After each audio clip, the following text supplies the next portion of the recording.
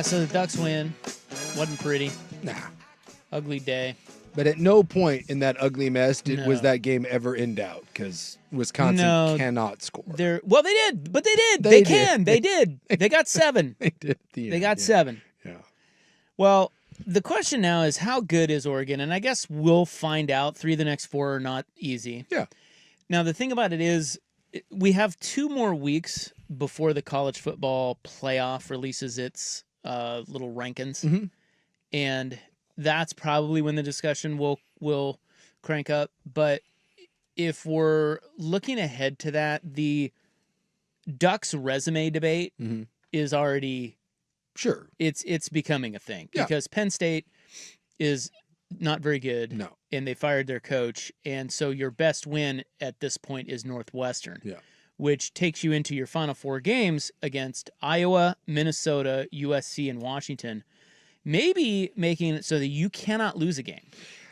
Yeah, I mean, I suppose 10-2 should get you in, and Oregon being a brand makes a difference. Oregon being 6th in the country right now makes a difference. But yeah, in theory, but 10-2 is not. It's not all 10-2 is created equal. No, they are not. I think that's the point. The point is like who's the best team left on your schedule? Would you say it's probably USC? USC or Washington, flip a coin. Let's just say it's USC and you lose to USC. Yeah. Your best win would then be Iowa or UW or Washington. Yes. And if you're 10-2 and then you've got an SEC team that's sitting there 10-2, you probably need you might need trouble. some help. Yes. That's trouble. Yes. So it's how good is do we expect them to win these next 4 games? I do expect them to win these next 4 games. I do think that Iowa, USC, and Washington all pose unique challenges, right? And I think what we've learned about college football this year is there really is no truly elite dominant team. I mean, Ohio State's the number 1 team in the country. Ohio State has the same thing that Oregon has. They haven't really played anybody. I mean, Texas, but we don't think Texas is very good. But Ohio State looks the part. Iowa is going to test you. Iowa is 2 possessions away from being undefeated. Iowa is going to play a low-scoring, drag-it-out affair. At home, they give Indiana all they could handle. It was 20-15 in that game. So Iowa poses a test that they're going to be like Wisconsin, but it's a much better version of it. USC can score with anyone. Now, USC is not the most physical team in the world, and you would assume that Oregon can ram it down their throat. But USC can outscore a lot of people, so that's a unique challenge. And then Washington, I think, might be the best of those teams. When Washington plays the way they're capable of, see last week, Washington's a really good team. And lo and behold, by the way, that Washington team has set themselves up to be 9-2 with Oregon coming into their place with potential for a college football playoff on the line. So, there will be unique challenges and they will not have played a quarterback anywhere near as dynamic as Damon Williams. Washington's big 3 of Denzel Boston, Williams, and then Jonah Coleman. That's probably better than any big 3 that they're going to play. And UW's defense has been better than we thought. And that will be a hostile environment, maybe with some bad weather on the road at Seattle.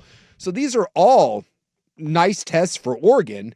But Oregon is going to be a significant favorite. They'll be a touchdown favorite in every one of these games. So do I expect Oregon to run the table? Yes. In this world of college football, would I be surprised if they lost any one of those 3 games? The only one is Minnesota. If they lost to Minnesota, I'd be like, what the hell is that? But other than that, no, I wouldn't be shocked. Just like, South Carolina is not a great team, but South Carolina, from a talent standpoint, is a top 20 team in the country, and they damn near took care of Alabama, especially when they have when Sellers. I mean, yes. He's a good quarterback.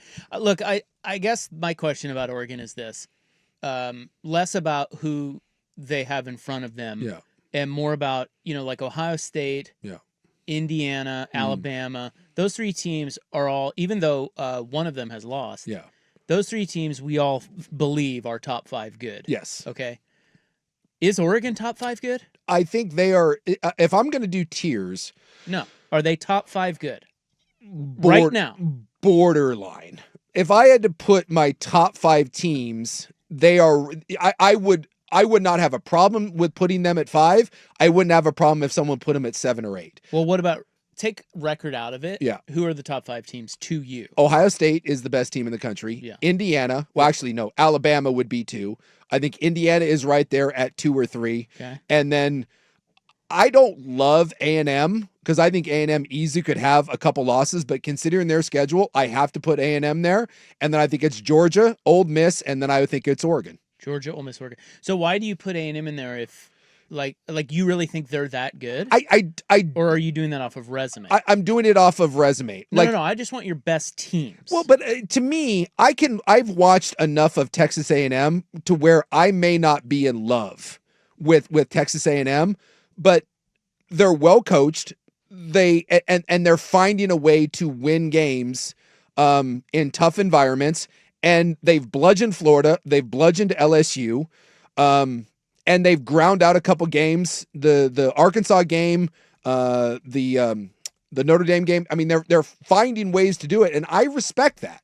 So, when I look at teams grinding out games, it doesn't necessarily mean that you're not a great team. I just think in this era of college football, you're going to have to win these sorts of things. So I give A&M the credit, even though I think if you put on a neutral field, would I be scared to play Texas A&M? No, but I still think their resume goes there, which for me, Oregon is more 6 to 8 than they are top 5.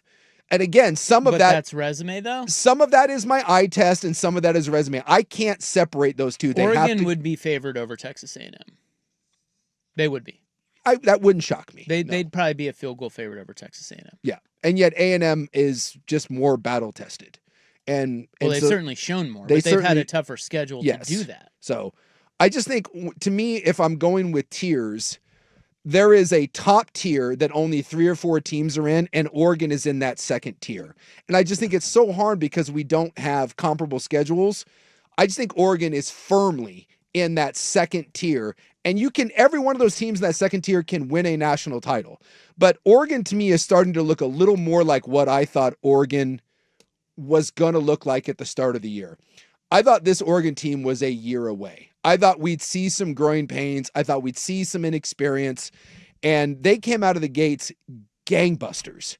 And I think now there's been a couple times this year where you see some warts to where I just think they're not necessarily like glaring like mistakes that are corrected. I just think there's some weak points, and most teams have them. So I think your tackles and your right guard, they're not great. Well, one of your tackles. I think Harkey is a really good player, but I think your right guard and your left tackle, they're not great. I think Dante Moore against Indiana got exposed a little bit with his pre-snap reads, and I think Wisconsin did some of that, and I think Iowa's going to do some of that. How do they respond going forward with that? So I just think there's some kind of cracks in the armor that you look at with Oregon, and you say, they're not one of the 2 or 3 best teams in the country.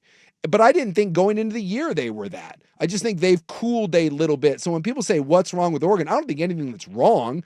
I just don't think they're quite the elite team that we were ready to put them at the start of the year. It's just really hard because you have 2 teams. So, if I was thinking about if I had the 5 best teams, or not the 5 best teams, the 5 teams that would be favored over the most. Yeah. Other teams. And I think that's going to be Indiana, Ohio State, Alabama, Georgia, and Notre Dame. Sure. Those 5. And what's interesting about, if you take Notre Dame and Georgia, for example, Notre Dame has 2 losses, I think both very close losses. Yes. And 2 very good teams, top 10 teams at the time. Or, no, I guess Texas A&M's top 10 now. Yeah. And Miami was at the time. Mm-hmm. And then Georgia doesn't look, they don't look like the old Georgia, but yet they've won games against really good teams, see Ole Miss, where they've just found a way, whereas Oregon hasn't been tested in. No. So Notre Dame and Georgia both have losses. Georgia lost to Alabama. Notre Dame lost to Miami and Texas A&M. Oregon lost to Indiana.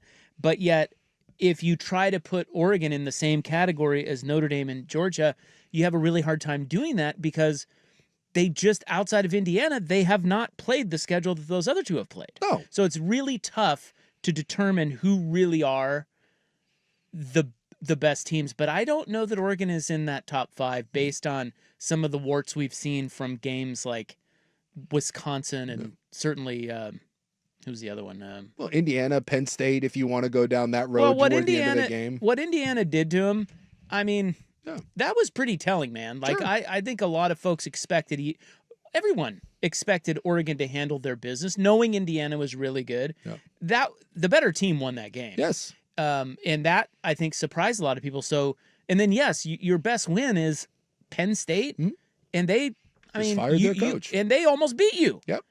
So I don't know, man. Yeah. I don't know how you could make them a top 5 team, but yet a lot of the odds makers are saying Oregon would be favored over most teams, including Texas A&M and Ole Miss and some of these other maybe even not Notre Dame, but maybe even well, they were favored over Indiana the first time. I wouldn't make if they played again. If you who's make the favorite, it should be Indiana. Indiana did things to Oregon that yes, should be alarming. And by the way, you're going to see this, like some of the pre-snap looks that Indiana gave when you watch Indiana and how they stopped Oregon. It wasn't necessarily beating their O-line. I thought their O-line played fine. A lot of that was on Dante Moore and the young backs. They did not do a good job of picking up what Indiana was throwing at them. And Wisconsin did some of those same things. And I promise you right now that Kirk Ferentz and company at Iowa are looking at that. And everyone is going to do this same thing. They are going to try to throw multiple looks and confuse the O-line and Dante Moore.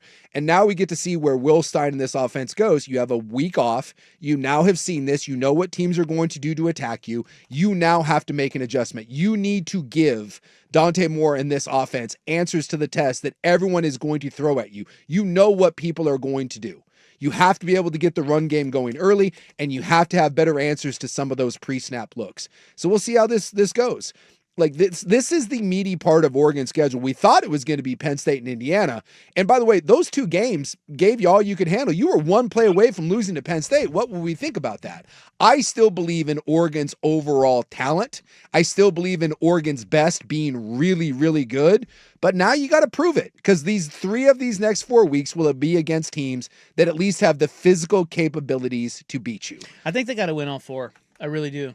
Because I feel like it's short of something wild happening, it's going to be Ohio State, Indiana in the Big Ten title game. Yes. And both of those teams are going to get into the tournament. Yes. It's going to be real dicey if they don't win all 4 of the rest of their games. Yep.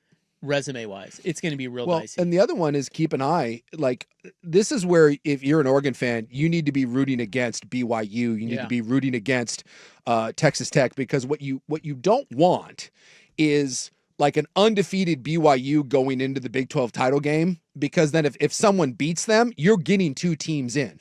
Like we saw this with SMU last year. Like 2 ACC teams got in, and that takes a playoff spot away. So you need to be rooting against the ACC. You need to be rooting against the Big 12 for getting those extra teams in. Or if you're Oregon, just win out and you're fine. 10-2 should get you in. 11-1. But 11-1 guarantees it. Yeah, you're going. But you're right. With that schedule, 10-2, especially in the world where we were told that schedule matters, and you can't doubt right now that the SEC is going to get the benefit of the doubt over every other conference when it comes to scheduling, just because there's so many ranked teams, right? And and now in the ACC, you got like Georgia Tech that's undefeated. Like if Georgia Tech goes into the ACC title game undefeated and loses, Georgia Tech's in too. And there's another spot that's gobbled up. So you need to be rooting against that if you're an Oregon fan.